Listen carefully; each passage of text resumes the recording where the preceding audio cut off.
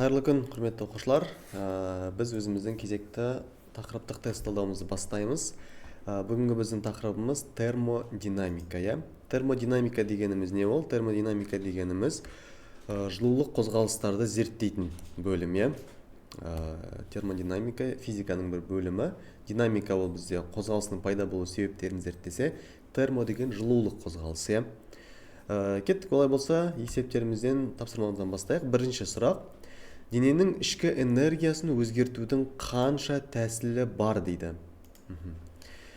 Ішкі энергия деп отырғанымыз денені құрайтын бөлшектердің потенциалдық энергиясы мен кинетикалық энергияларының қосындысы. Оны өзгертудің неше тәсілі бар? Оны өзгертудің екі тәсілі бар. Былай жазайық. Екі тәсілі бар. Ол бірінші, ол бізде жылу беру. Жылу беру, мысалға ыдысты аламыз да суды газға қойып қайнатамыз. То есть жылу береміз. Жылу беру арқылы біз оның ішкі энергиясын арттырамыз. Екінші тәсілі бар. Екінші тәсілі жұмыс істеу арқылы. Жұмыс істеу. Мысалға қандай болады? Мысалға сіздер белгілі бір дене шынықтыру сабағында немесе бір физикалық бір активити жасаған кезде, спортпен шұғылданған кезде қатты жұмыс істегеннің әсерінен терлеп бастайсыздар. То есть сіздердің ішкі энергияларыңыз артып жатыр. Получается, дененің ішкі энергиясын өзгертудің екі түрлі тәсілі бар. Ол бірінші бізде жылу беру болатын болса, екіншісі ол бізде жұмыс істеу. Олай болса, екінші тапсырмамызға көшейік. Екінші сұрақ: зат мөлшері 10 моль, бір атомды идеал газдың температурасы 227 градус болса, оның ішкі энергиясы. Енді ішкі энергия бізде U деген әріппен белгіленеді. Формуласы қалай? Формуласы I бөлу 2 ню R Т деп белгіленеді. Ол бізде ішкі энергияны біз осылай анықтаймыз. Енді I дегеніміз не ол? I дегеніміз денені құрайтын бөлшектің, яғни молекулада қанша атом бар, соған байланысты. Егер бізде, мысалға айталық, темір деп келетін болса, просто айта салайын, темір бізде бір атомда. Бір атомда болған кезде біз айдың орнына 3-ті қоямыз. Мысалы, газ жүруі мүмкін. Мысалы, оттегі дейді. Оттегі бізде 2 атомда, себебі бір молекулада 2 атом болады, O2. 2 атомда болатын болса, біз айдың орнына 5 қоямыз. Мысалға, болуы мүмкін көмірқышқыл газының деп келуі мүмкін. Көмірқышқыл газы ол бізде CO2. Көміртектен бізде бір атом бар, оттегіден 2 атом бар. Получается, бір молекулада бізде 3 атом бар деген сөз. 3 атом болған кезде біз айдың орнына 6-ны қоямыз. 3 немесе одан көп болса 6-ны қоямыз. Біздің жағдайымызда бір атомды деп келген. Демек, айдың орнына біз 3-ті қоямыз. Ішкі энергияны табамыз. 3 бөлінген 2. Көбейтеміз, зат мөлшері бізде 10 моль. R деп отырғанымыз 8,31. Көбейтеміз температура. Температура 220 градус, бұл бізде Цельсиймен. Бізге не керек? Біз міндетті түрде кельвинге айналдыруымыз қажет. Кельвинге айналдыру үшін не істейміз? Осы Цельсийге 273-ті қосамыз. 273-ті қосатын болсақ, бізде қанша шығады? 500 кельвин деген шығады. Демек, біз бұны көбейтеміз 500-ге. Енді 3-ті 2-ке бөлсек 1,5, оны 10-ға көбейтсек, немесе 5-ке қысқартайық, 15. 15-ті біз 5-ке көбейтейік, 75 деп алайық, және де мұна 2 нөлін 831 деп жазып жіберейік. Енді біз дальше осыны көбейтуіміз керек. 75-ті көбейтеміз 831-ге. Бұл жерде қанша шығады екен? 62.325 джоуль деген мән шығады екен. Демек, 10 моль бір атомды идеал газдың температурасы 500 градус кельвинмен болған кезде, оның ішкі энергиясы 62.325 джоуль деген мән шығады. Арқарты жалғастырайық. Келесі үшінші есеп. Қалыпты атмосфералық қысымда газдың көлемі 2 метр кубтан 6 метр кубқа дейін ұлғайды. Осы кезде газдың сыртқы күштерге қарсы жасаған жұмысы дейді. А деген жұмыс. Бізде жұмыстың негізгі формуласы қалай еді? F көбейтілген S көбейтілген косинус альфа болатын. Бұл бізде механикада. Ал бұл термодинамикада бұл бізде қалай өзгереді? Бұл бізде қысым күшінен P көбейту S жүрілген жол, То есть біз P көбейтілген дельта V деген формулаға өзгеретін, е. Термодинамикада біз жұмысты тапқан кезде біз осылай табамыз. Қысымды көлемнің өзгерісіне көбейтеміз. Олай болса, орнына мәнін қойайық. Қысым деп отырғанымыз бізде 10-ның 5 дәрежесі паскаль. Көлемнің өзгерісі дельта V деген бұл бізде өзгеріс, е. Соңғысынан бастапқысын алып тастаймыз. Яғни 6 азайтылған 2 дейміз. 6-тан 2-ні азайтсақ 4 болады. Сонда 4 көбейтілген 10-ның 5 дәрежесі жұмыстың өлшем бірлігі джоуль, е. Немесе қалай жаза аламыз? 10-ның 5 дәрежесі 2-0-ын біз 400 қылып жіберейік. Сол кезде 10-ның 3 дәрежесі джоуль деген болады, е. Немесе 400 кило джоуль дейміз, е. Енді ары қарата жалғастырайық. Келесі 4-ші тапсырмамыз. Газдың ішкі энергиясы 300 килоджоульға артқанда, газ 40 килоджоуль жұмыс жасаса, газға берілген жылу мөлшері. Бізге Q керек, е. Бұны немен табамыз? Термодинамиканың бірінші заңымен шығарамыз, е. Q деп отырғанымыз A қосылған дельта U болатын, е. Енді осы жерде біз бір нәрсеге мән беруіміз керек. Мына жерлерде бізде плюс-минус деген таңбалар болады, е. Қай кезде плюс, қай кезде минус, оған қазір келеміз, е. Бізде Q-ді табуымыз керек, таңбасын қоймаймыз. Себебі осыны тауып жатырмыз. Енді газ жұмыс жасап жатыр. Газдың өзі жұмыс жасаса, ол бізде плюс болады. Ал сырттан жұмыс жасаса, сыртқы күштер, ол кезде минус болушы еді. Енді ішкі энергиясы бізде 30 килоджоульға артты. Артатын болса плюс қоямыз, кемсе минус қоямыз. 40-қа 30-ды қосамыз, 70 килоджоуль деген болады, е. Демек, бізде газға берілген жылу мөлшері 70 килоджоуль деген сөз. Ары қарата келесі 5-ші есеп. Изотермиялық сығылудан кейін ортаға 600 джоуль жылу берілгенде атқарылған жұмысты анықтаңыз дейді. Термодинамиканың бірінші заңы қайтадан, е. А қосылған U дейміз. Изотермиялық процесс температура тұрақты болатын болса, бізде температураның өзгерісі 0-ге тең, е. Температура өзгермейтін болса, бізде ішкі энергия да өзгермейді. Ішкі энергияның өзгерісі 0-ге тең. Демек, не деген сөз? Изотермиялық процесс кезінде Q тең болады, A болады деген сөз. Бізде осы жерден A-ны табуымыз керек. Демек, A деп отырғанымыз Q-ға тең, е. Дальше орнына қоямыз. Енді Q плюс бола ма, минус бола ма? Соны қарауымыз керек. Изотермиялық сығылудан кейін ортаға 600 джоуль жылу берілгенде дейді. То есть, газдың өзі ортаға жылу беріп жатыр. То есть, газ жылуды алып жатқан жоқ, газ беріп жатыр. Демек, ол минус болады деген сөз. Минус 600 джоуль жұмыс атқарады. Сонда бізде минуспен шығады деген сөз. Жасалған жұмыс теріс болады. Теріс жұмыс ол газға сырттан жұмыс жасап жатыр дегенді білдіреді бұл. Келесі 6-шы тапсырмамыз. Тұрақты 100 килопаскаль қысымда газ көлемі 0,3 метр кубқа ұлғайды. Ішкі энергия осы жағдайымызда 20 килоджоульге артты. Газға берілген жылу мөлшері дейді. Жылу мөлшерін табуымыз керек. Қайтадан термодинамиканың бірінші заңы бойынша А қосылған дельта U болады бізде, е. Енді Q табуымыз керек. Жұмыс белгісіз, бірақ жұмыстың өзінің формуласы бойынша P көбейтілген дельта V, е. Қосамыз дельта U. Қысым деп отырғанымыз 100 килопаскаль, немесе 10-ның 5 дәрежесі. Көбейтеміз көлем 0,3-ке. Оған қосамыз, көлем бізде ұлғайды, ұлғайғандықтан таңбасы плюс болады деген сөз. Ішкі энергия артты. Артса тоже плюс болады, 20 килоджоуль. 20 10-ның 3 дәрежесі. Енді мен мұна екі санды қосу үшін оның дәрежелері өзара сәйкес болу керек, е. Демек, мұна 10-ның 5 дәрежесін мен 10-ның 3 дәрежесіне дейін төмен түсірейін. Сол кезде 10-ның 3 дәрежесі болады. 2-0-ын мынаған бер жіберем, то есть 100-ге көбейт жіберем, сол кезде 30 килоджоуль болады. Мына жерде бізде 20 килоджоуль болады. Екеуін қоссақ, енді 30-ға 20-ны қосамыз, бізде 50 10-ның 3 дәрежесі джоуль болады, е. Немесе бізде не болады? Жауабымыз 30 килоджоуль деген жауап болады екен. Ары қарата жалғастырайық.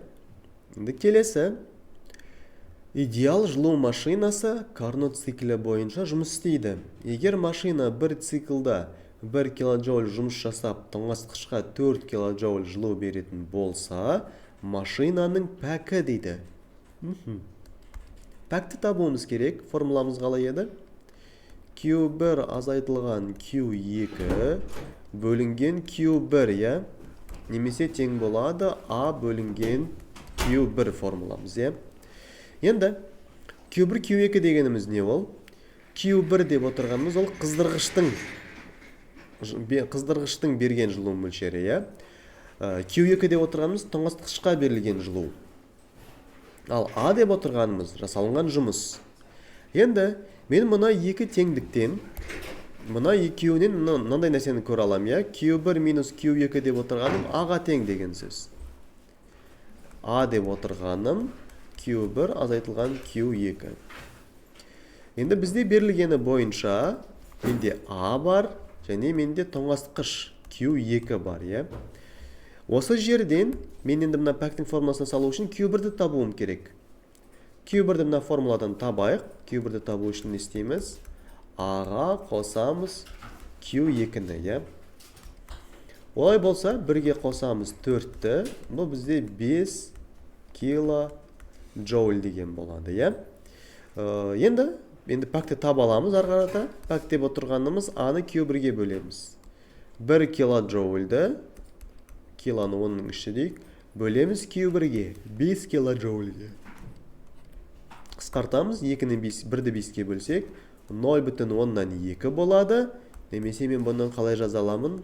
Пайызға айналдыратын болсам, 100-ге көбейтемін, 20%. Немесе бөлікпен 0,2 деп айтам. Бұл бөлік түрінде, пайыз түрінде келтіретін болсақ, 100-ге көбейтіп 20% дейді екенбіз. Арғата жалғастырайық. Келесі 8-ші тапсырмамыз. Идеал жылу машинасының пәкі 25% дейді. Қыздырғыш температурасының салқындатқыш температурасына қатынасы.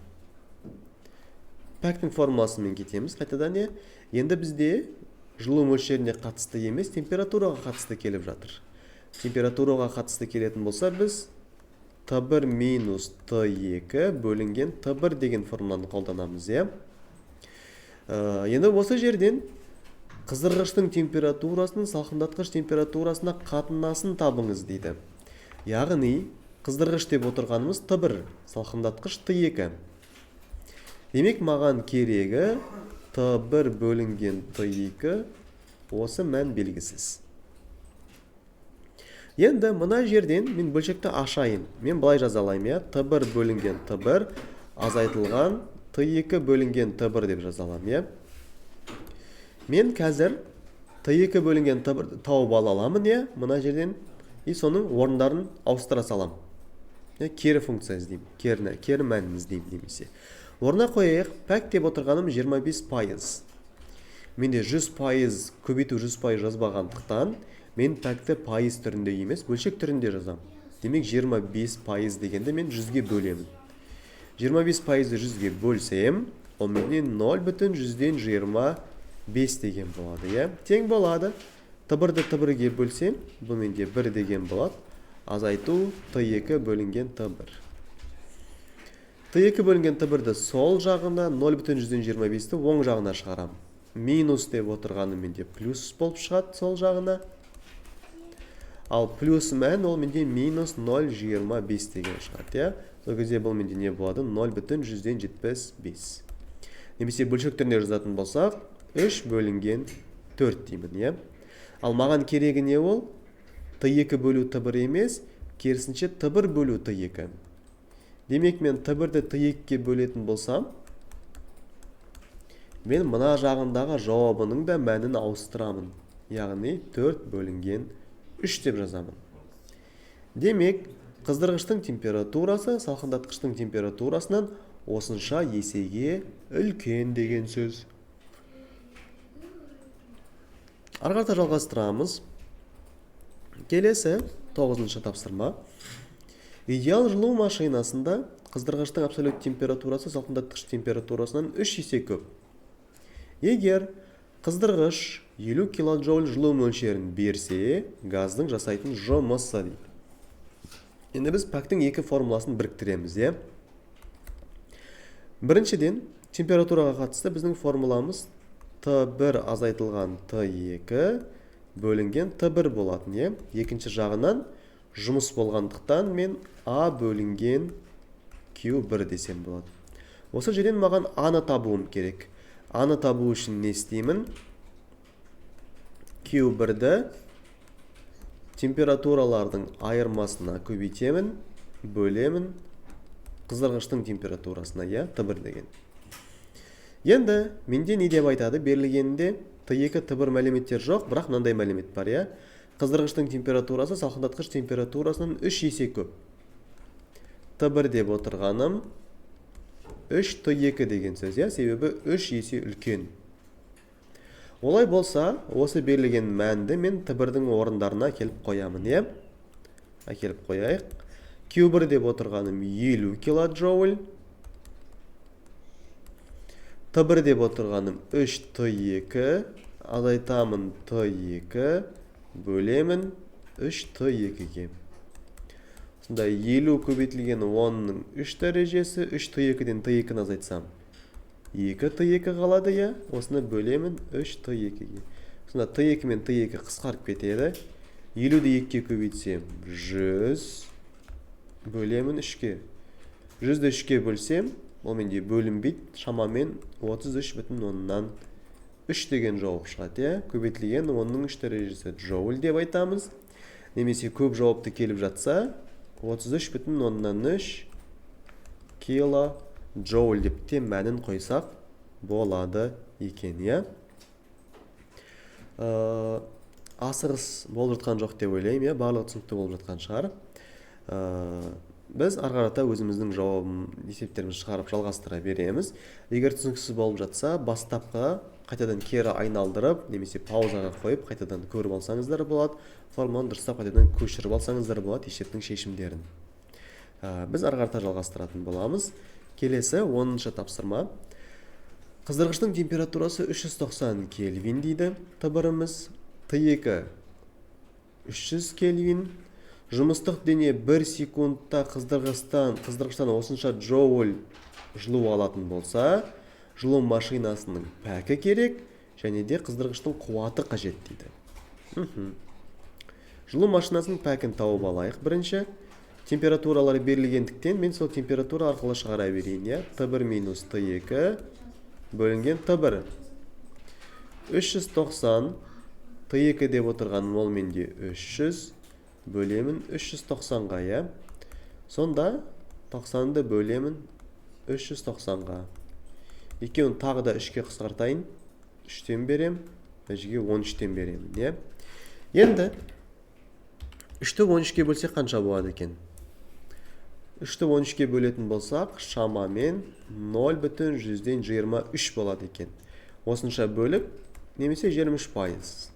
Бұл қатты маңызды емес. Пайыз түрінде ме, бөлшек түрінде ме? Енді арғарата жалғастырамыз. Қыздырғыштың қуаты дейді. Қуат дегеніміз не бол? Формуласы бойынша А бөлу Т, жұмысты уақытқа бөлемін. Енді жұмысты қалай табамын? Пәктің формуласы арқылы кетеміз, я? А бөлінген Q1 дейміз, я? Осы жерден Аны табуымыз керек. Аны табатын болсақ не істейміз? Пәкті көбейтеміз Q1-ге, я? Пәк деп отырғанымыз 0,123 көбейтемін. Алынған жылу мөлшері 6 көбейтілген 10-ның 4 дәрежесі дейді. Енді 0,23-ті көбейтемін 6-ға. 1,138 10-ның 4 дәрежесі деген шығады, я? Немесе қалай жазалам? 13,8 10-ның 3 дәрежесі джоуль деп жазаламын. Бұл менде есеп біткен жоқ, әлі жасалынған жұмыс, істелінген жұмыс. Маған не керек дейді? Қыздырғыштың қуаты қажет. Енді қыздырғыштың қуатын табу үшін орнына қоямыз, я? 13,8 10-ның 3 дәрежесін уақытқа бөлем. Уақыт менде 1 секундта деп айтылған. То есть 1-ге бөлем, сол жауап менде дұрыс жауап болады екен бәрібір, иә. Себебі уақытым 1 секунд деп берілген. Ары қарай жалғастырайық. Келесі 11-ші тапсырма. Суретте бірінші күйде температурасы ең астында, Т0 2 атомды идеал газ күйінің өзгеруі көрсетілген. Газ бірінші күйден үшінші күйге өткенде оның ішкі энергиясының өзгерісі, газдың алған жылу мөлшері және газдың атқарған жұмысы қажет. Не істеймін бұл жерде мен? Үшеуін табуым керек. Ішкі энергияның өзгерісі. Ішкі энергияның өзгерісі деп отырғаным 2 атомды деп берілген. 2 атомды болса 5 бөлінген 2 нью р дельта Т деп келеді, иә. Енді нью р дельта Т деп отырғанымыз, бұл бізде не деген сөз? Нью р Т2 азайтылған Т1 деген сөз, иә. Температураның өзгерісі Т2 минус Т1. Ал Т2 минус Т1 деп отырғанымыз, мен бұны былай жазалайым, иә. Нью р Т2 азайтылған нью р Т1 дей алам. Ал Менделеев-Клайпейрон теңдеуі бойынша, яғни ПВ тең нью р Т бойынша, мен нью р Т-ның орнына ПВ-ны қоя аламын. Немесе мен мына жерде Т2 болғандықтан П2 В2 деймін, азайтылған П1 В1 деп жазамын. Енді орнына мәндерін қоямыз. П2 В2 деп отырғанымыз үшінші күй дейді. Соңғы қысым менде 4П, соңғы көлем 3В. Сонда 4П көбейтілген 3В. Азайтамын, бастапқы қысым мен көлем ПВ менде, иә. ПВ деп жазамыз. Сонда 5-ті 2-ке бөлсем 2 жарым. Мына 12, 12-ден ПВ-ны жазсам, көбейтемін 11 ПВ. Екеуін көбейтсем, менде қанша болады? 27,5 ПВ болады деген сөз. Бұл менде ішкі энергияның өзгерісі. Енді газдың атқарған жұмысын табайық. Газдың атқарған жұмысы, себебі алынған жылу мөлшері деп отырғанымыз осы жұмыспен ішкі энергияның өзгерісінің қосындысы. Енді газдың атқарған жұмысы бізде осы жерде ПВ графигі болатын болса, мен мына бір бөліктің ауданын тапсам болады деген сөз. Бұл бөліктің ауданы В-дан 3В-ға дейін менде 2В, ал П-дан 4П-ға дейін менде 3П. Сонда А деп отырғаным П дельта В ғой. Менде екеуде өзгергендіктен 3П-ны көбейтемін 2В-ға. Сол кезде менде бұл 6ПВ деген болады. Енді дальше орнына қоямын, сонда мен 6ПВ-ға қосамын 27,5 ПВ-ны. Сол кезде не болады бұл? 33,5 П көбейтілген В болады. Демек, осындай менде 3 мән шығады. Бұл түсінікті болу үшін тағы бір осындай бір есепті қарастырып жіберейік. Тағы да біріншіден екіншіге өткен кездегі бізде осы 3 нәрсені табуымыз керек. Ішкі энергияның өзгерісін табуымыз керек, атқарылған жұмысты табуымыз керек, және де алған жылу мөлшерін табуымыз керек. Жылу мөлшері деп отырғанымыз осы екеуін тауып бір-біріне қосамыз деген сөз. Ішкі энергияның өзгерісі бір атомды деп келген, сол себепті 3/2 нью р дельта Т деймін, иә. Менде графигім ПВ болғандықтан қайтадан бағанағыдай жазамын, иә. П2 В2 азайтылған П1 В1. 3/2 көбейтемін. Екінші нүктедегі ПВ ол П1/2 3В1. Екеуін көбейтемін. П1/2-ні көбейтемін 3В1-ге. Азайтамын. Мына жерде П1 В1, иә. ПВ В1. Сонда мына жерде 1,5 3-те 2-ке бөлсем, мына жерден менде 1,5 деген шығады. 1,5-нан 1-ді азайтсам 0,5 шығады, иә. П1 В1. Екеуін көбейтетін болсам, 1,5-ден 0,5-ға ол 0,5 100-75 P1 V1 деген болады. Енді газдың атқарған жұмысын табуымыз керек. Газдың атқарған жұмысын табамыз. Ол үшін мына жердегі көлемді табамыз. Мына 0-ден басталынады, мына 1-ге дейін. Бұл бізде P1. V1-ден басталынады 3V1-ге дейін. Бұл бізде 2V1. Екеуін сонда мен көбейтемін жұмысты табу үшін. Сонда не шығады? 2P1 V1. Бұл жерде менде енді аның жұмысы плюс бола ма, минус бола ма? Осыған қарауымыз керек. Менде көлем артып жатыр. Көлем артса плюс болады. Ал көлем кемейтін болса, ол жерде минус болушы еді. Енді орнына қоямыз. Ішкі энергияның өзгерісі ол менде 0,175 P1 көбейтілген V1.